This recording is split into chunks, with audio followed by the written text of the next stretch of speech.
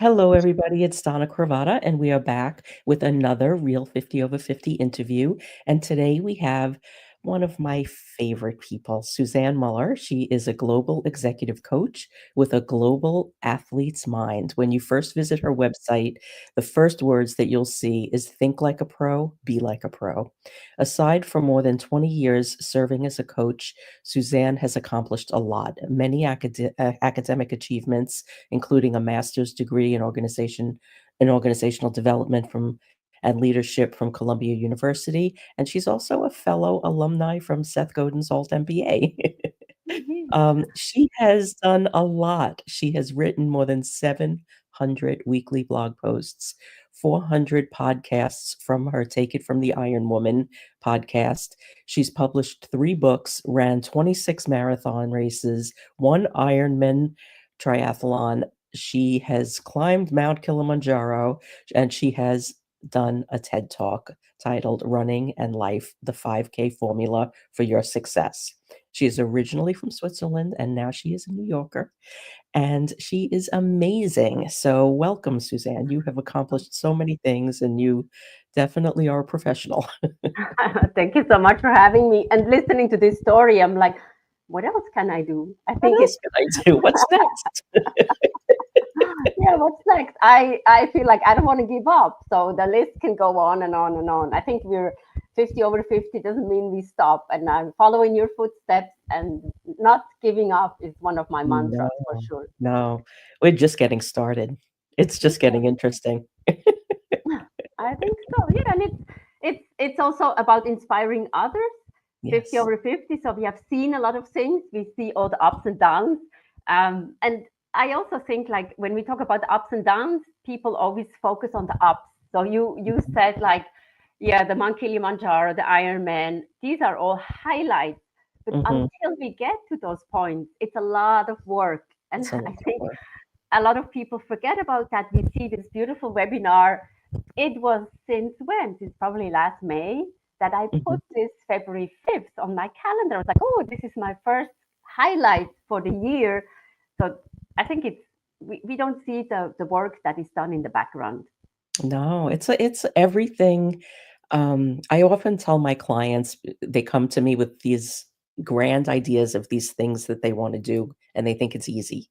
And I'm like, that's great, but as much work as you think it's going to be, 10x that. It's I going to be way more than you think. So before you even begin, just go sit with that for a little bit. See if that's what you really want to do, or we can figure out some other things. There's not only one, many ways to do anything. I couldn't agree more with you. And also, especially today with AI or hybrid intelligence, we think like everything can be done with one push No. of a button. It's I'm using AI, but it's you have to ask the right question. If you people say like, oh, your book can be written in with AI, no, it cannot because I tried. It's not that it's gonna come out. And I think if it looks simple and easy, there's a lot of work behind it because the easier it looks, the more work and also passion you put into that project. So I think it's, yeah, again, going back to the Mount Kilimanjaro, this was also a year-long project to Mhm.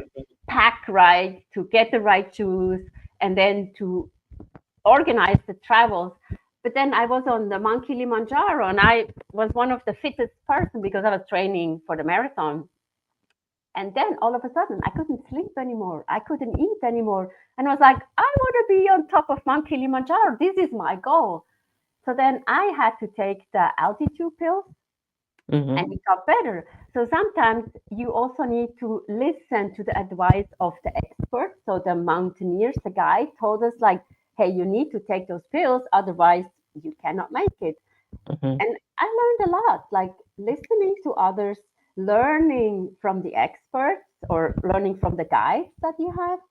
And yeah, just be in the moment. I think that's also something that we forget in today's times, that we are already 2 steps ahead of whatever is happening. So stay in the moment and also enjoy the moment. Yeah, and listening to your own body.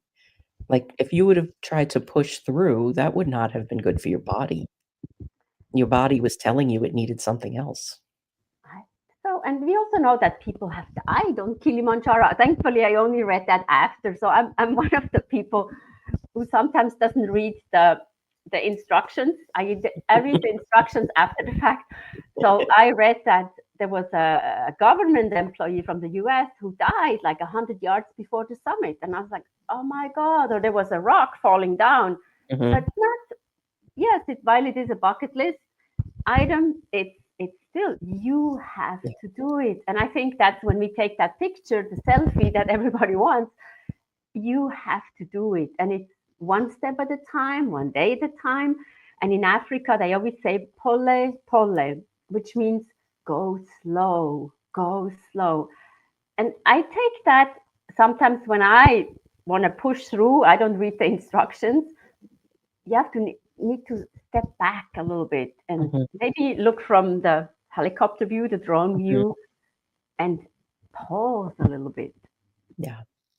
There's an image that I saw. There's an artist, his name is A. Milani, and he draws these leadership type drawings. They're really good. And there's one that shows him pulling back an arrow, and that you have to go back before you can soar. Yeah. And that always stuck in my mind since I saw that you have to kind of stop and maybe even step backwards before you can Mhm. move forward. Otherwise, you're gonna miss the mark. I think so.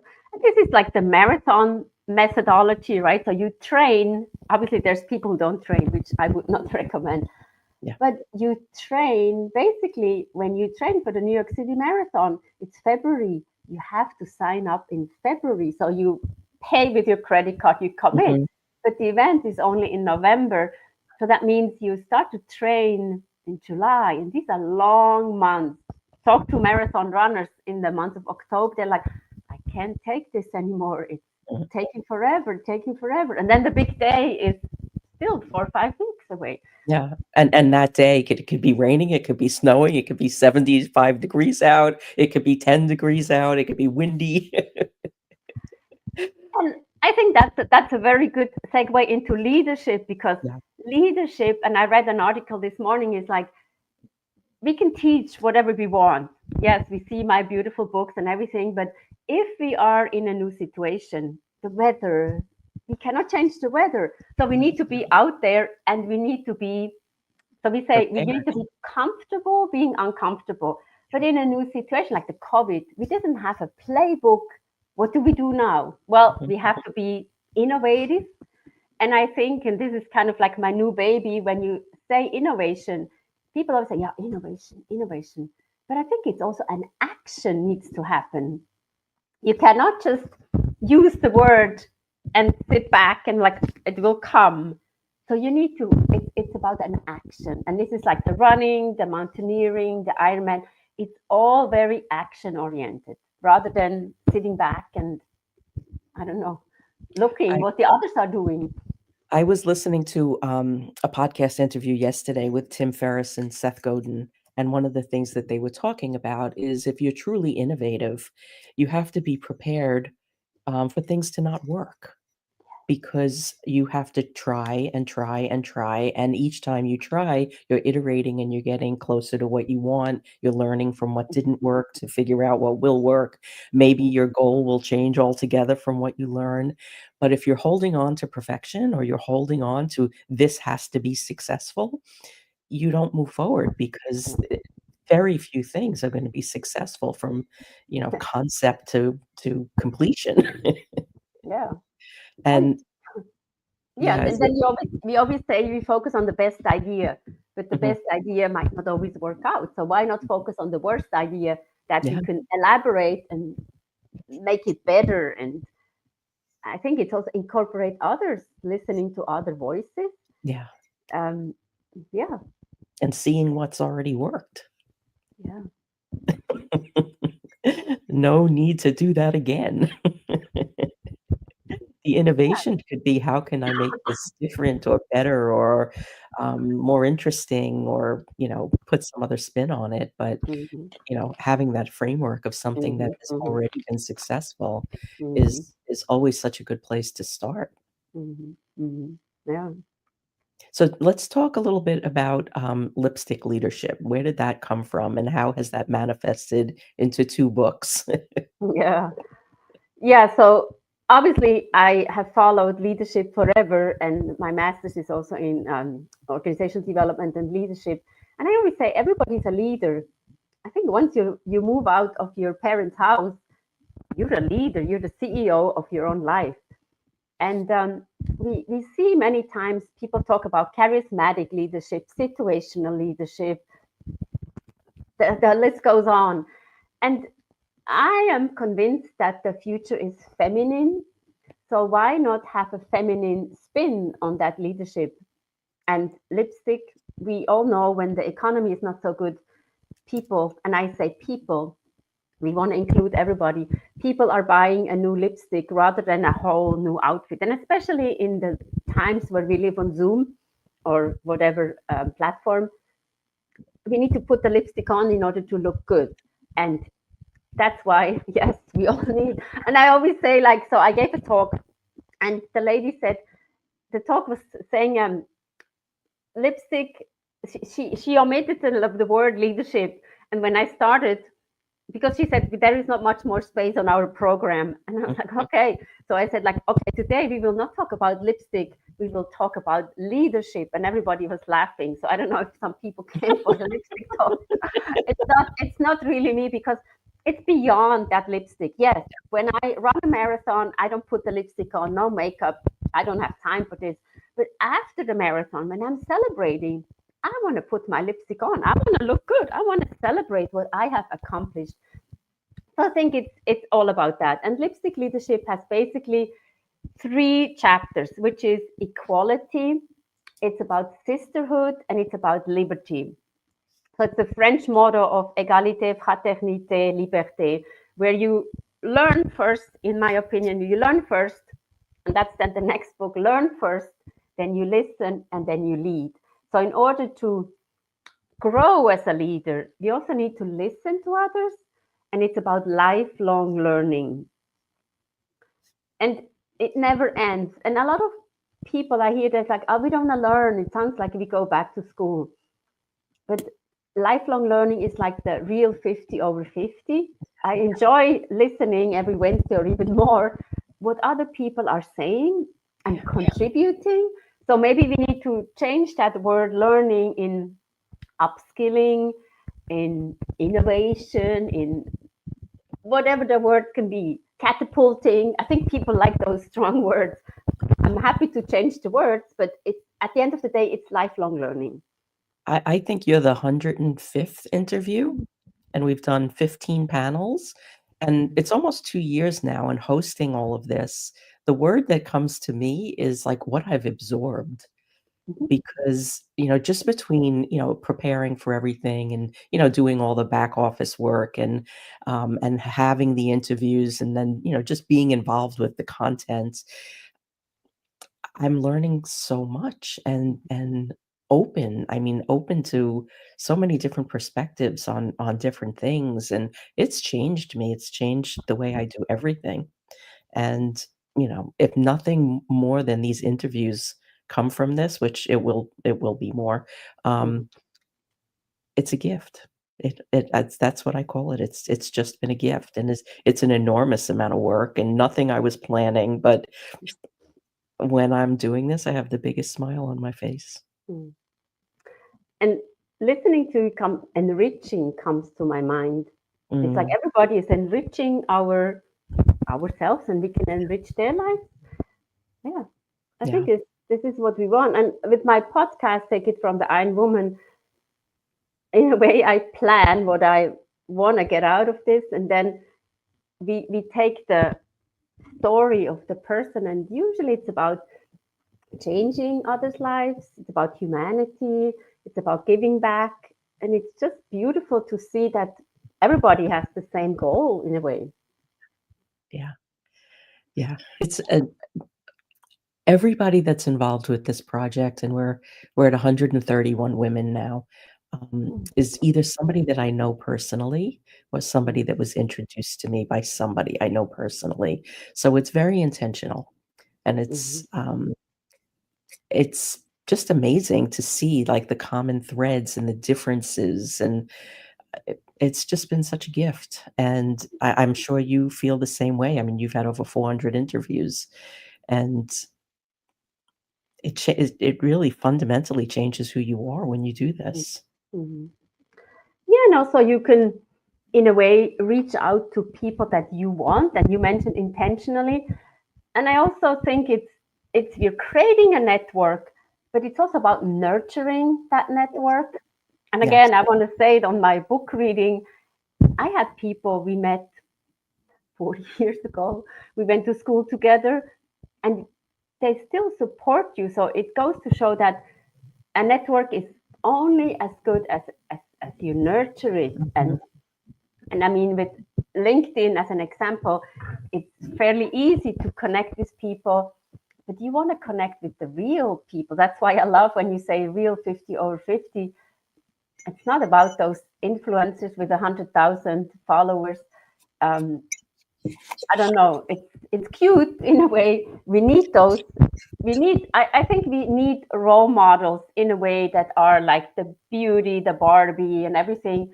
But what I see also when I have a book talk, that people come to me and it's almost as if they want to touch me, and it's that human element that comes in, and that you're touching that person with your, how can I say, with your humble self, not with that I am Yeah. I have 100,000 followers and Mhm. you're almost like a celebrity, you're not touchable. No, I want to be able to inspire others and motivate others. And I'm always very proud. Let's say I have a new client and we talk, so they're not so much into sports. So then I just say, yeah, I did a few marathons. I tone it down a little bit. And then people say the next time we meet, I went and walked a 5K. And I was like, wow. So this is inspiring to me. This is the Mhm. biggest reward I can get. Rather than I tell them you have to. No, I would never say that. I would say, okay, if you do 500 steps, maybe tomorrow do a few more, but I don't say how many. This is your choice. Mhm. So if you're guiding the people in the back, you're not Mhm. pushing the people to move forward. I think that's important. And you and I, we can be those role models for others. Yeah, and it's a matter of trust too, Mm-hmm. because if you push people, and again, there's several things that can either, enhance trust, build trust, or detract from it. And, one is that pushing energy, and the other one is, like, I don't know, when I see somebody that has hundreds of thousands of followers, I don't that doesn't instill trust in me because they don't know those people. They're just No. amassing, and, I would rather have, you know, 2, 3,000 tops, because out of those 2 or 3,000, at least a couple of hundred of them I really know. Mm-hmm. Mm-hmm. And I don't really need more than that, and I think that this is one of the misconceptions when it comes to business and marketing is, less is more, and just being really aware and almost holding it up like a barometer of what you actually need, and then build everything that you do based upon what you need. And I think when you operate from that perspective, there is inherently trust and leadership built into that, Mm-hmm. because you're not taking more than you need. Mm-hmm. And you stay humble. As you said, you have 2,000 followers, and That in a feels way you can, it feels authentic. I think that's the word that comes to my mind, authentic, yeah, and it's you. And even if we make a mistake, okay, we make a mistake. What we're is the going worst that can happen? We like what we say with the kids. yeah. They fall down, they get up. They fall down, they get up. So this is also leadership. We can learn from the kids. They never give up. They might cry a little bit, we might cry a little bit too, but it's about being there, and also it's so being authentic, being there when nobody wants to be there. And especially in difficult times, now we need to show up and support others. And we just spoke about that old MBA. I took it during the pandemic, which was probably the best time to take it because there was not much other work to do. So you could really reflect on what is important to you, how do you reach out, and then that cultivate that network. So even after now 5 years, we still have a group of 4 women. We're together with my mindfulness coaching. We are a group of 4 women.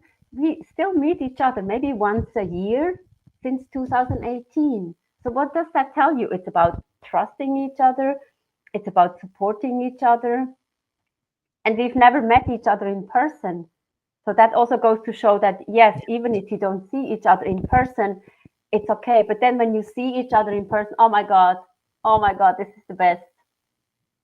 This is the best. It really is. I mean, most of the people in my life I've never met because I've been working online for 18 years, even more, because before that, when I had my job, I was a project manager, and I was managing offices all over the world. So, I had relationships with people in Asia, in Abu Dhabi, in Europe, in South America, and I didn't meet most of them. So you But can have meaningful relationships with people virtually. I couldn't agree more with you, because people say, oh, what can you do with the leadership training program online? And last year I had a person, he said, I didn't realize how well I could learn even virtually for the leadership program. So I have been working globally my whole life. And if I don't work globally, I'm a little bored.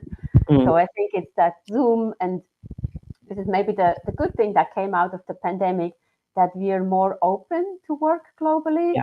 And it is more possible. Yes, sometimes I need to get up at 5 in the morning or work till midnight, but that's the work we do. And that's, I also say that's the work I love to do, and cater to my clients wherever they are. Yeah. Yeah. And it keeps us out of our bubble. Yeah.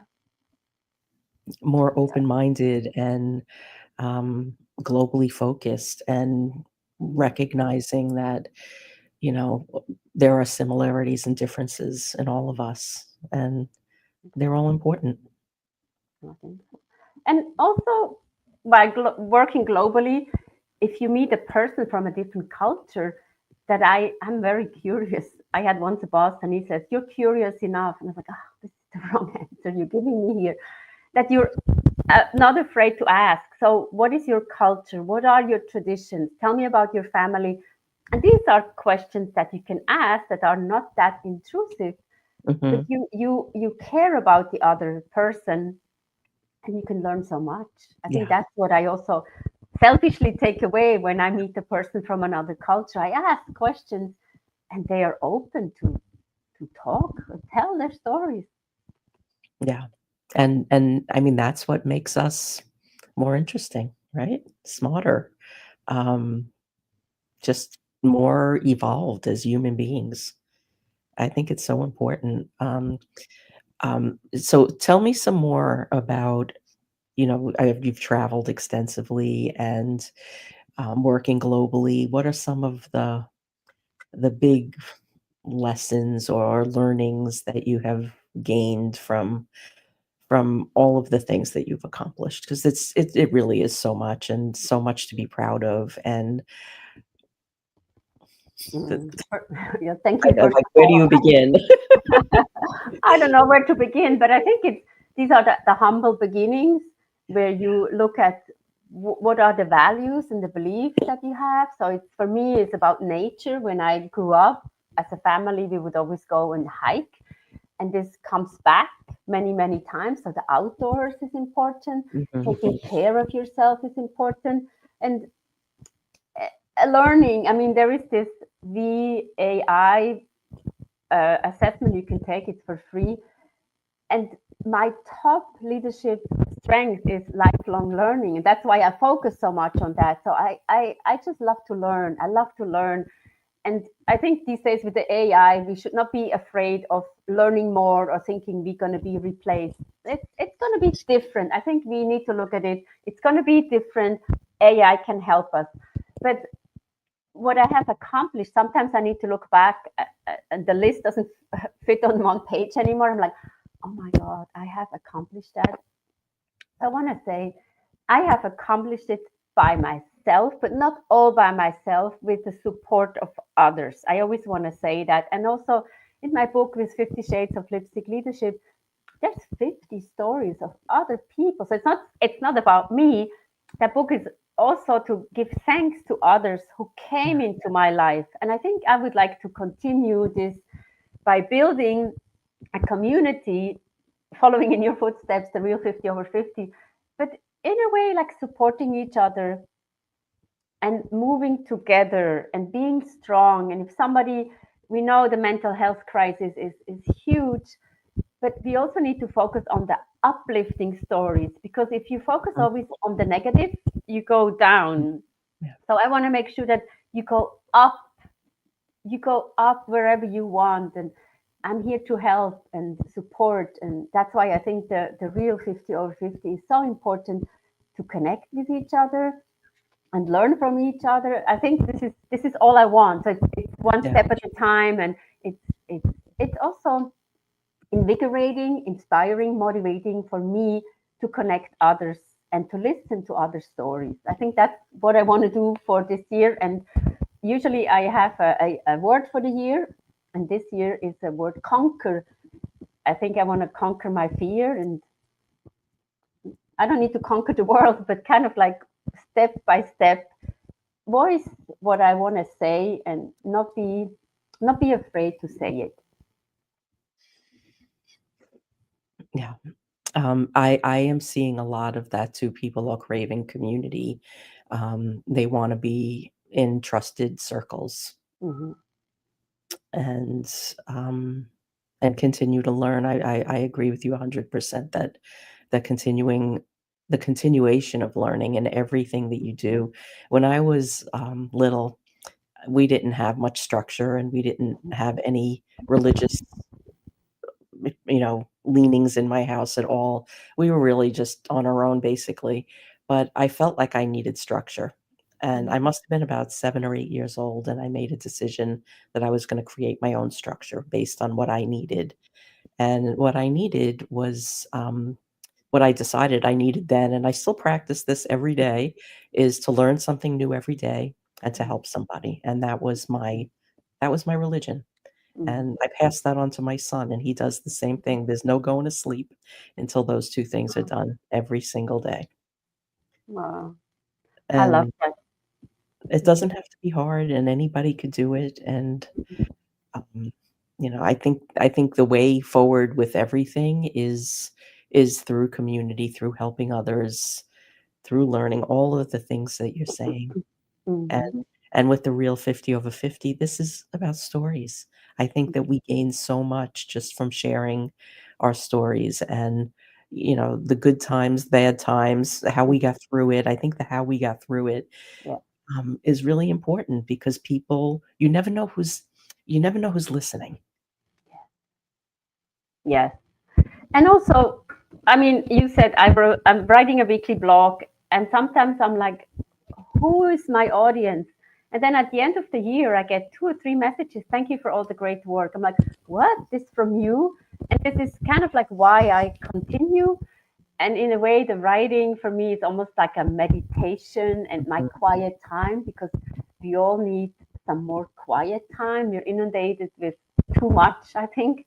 But at least I can only speak for myself. I need that quiet time in order to rejuvenate again and to give, because as coaches and people who are podcasts, we give a lot. We Mhm. always give a lot. So we need to find our own way to rejuvenate and recharge our batteries. This is Yeah. really important, to taking care of us first. We know in the airplane they say put the oxygen mask first on you and then help others. I think we forget that. We always give, and then we don't take care of ourselves. And then we deplete. Exactly. We have Yeah, this it's oxygen tank and that's empty, and we're like, why is it empty? Well, hello, we need to rejuvenate. We need to yeah, rejuvenate. and yet we're still carrying it around empty, right? Yeah, why not? Because we can. I think this is what it is. Because we can, and we know we can, and it's what we do. I think we don't think even. Yeah, you go into this routine spin. Like I had to learn that too, like how to feel when that spin is coming. So like before you fall off the ledge, do something because once you fall off the ledge, it's a lot harder to get out of that. I don't know, and learn how to say no. I mean Yeah, that I yeah. it's Well, it's not easy. that's a lot of the same story from these interviews is that when you hit a certain age, the boundaries change, the respect for boundaries change Mm-hmm, hmm. within yourself. And I think that we learn um, an entirely different level of ourselves, what we need and what's best for Hmm. us, and Hmm. that nobody's going to give that to us if we don't give it to ourselves. Yeah, yeah, that's true. And say it, right? In the subway, we see if you see something, say something. But it's also for us. Like if we don't feel so good, why don't we take a day off? Especially as solo entrepreneurs, we always think we need to be on all the time. Take a day off. What can happen? I Nothing. did it yesterday. Ooh, see? Yeah. And it took me years to be able to do that. I mean, I grew up in law firms. You never took time off. You never took time off. You had to be dead. And Then it's too late. Then it's too late. I think it's sometimes I visualize that I take a Friday off for myself, and then somebody's like, "Can I talk to you?" I was like, all right, if it's really necessary, I'm happy to do that.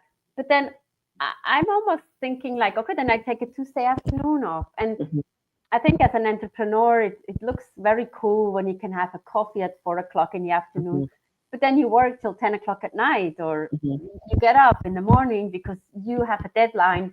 And sometimes we put deadlines on ourselves, like updating the website or the social media that takes Yeah. forever and ever and ever. But we want to do that because we're, in a way, perfectionists. And I always say perfectionist has such a negative connotation. But on the other hand, if we were not a perfectionist, we would not be where we are today. Yeah. So we have to do the 2% that nobody else wants to do. And I'm happy to do it. And I want to take everybody else with us on that Mhm. journey. Yeah. This is not for everyone. And Mm-mm. anybody that says it's easy is lying. It's not easy. It's not easy. Believe me, it's not easy. It's not easy, but still, the worst day of this is better than the best day of working in a law firm. Probably. Yeah. Can only visualize. Yeah. Yeah, yeah. Okay, so we have come to the 30-minute mark here. I like to end these interviews asking for a wisdom bomb, something small and actionable, but with a little bit of impact to it that people can take with them. So I'm all for action. So it's one step at a time, one day at a time, but it's also one step at a time in the right direction, forward, not looking backwards. I think that's Oh, the I most like important for me. One step at a time, one day at a time, and take your time because we don't need to run, right? In the marathon, we all start at the same start line, we finish at the same finish line, and some people are a little faster than others. Yes, there's always a winner, but in business and in life, there's actually no finish line. So I think we need to, with that methodology, one step at a time, take your time, the pole approach, go slow in order to go fast. it. That's excellent advice. So, everybody, connect with Suzanne. Here's her website and listen to her podcast and read her books and and just go find her and connect with her. If you're leaving any comments here, please tag us and we'll come back and we'll keep the conversation going. But she is so full of wisdom and experience and life and amazing values. We all have so much to learn from you. Thank you. Thank you so much. And keep going with the Real 50 over 50. We're here to support you as well. Thank you so much. Thank you. I am. We're booked into August. Congratulations. Wonderful. We'll be back next week with more. Happy Wednesday, everyone.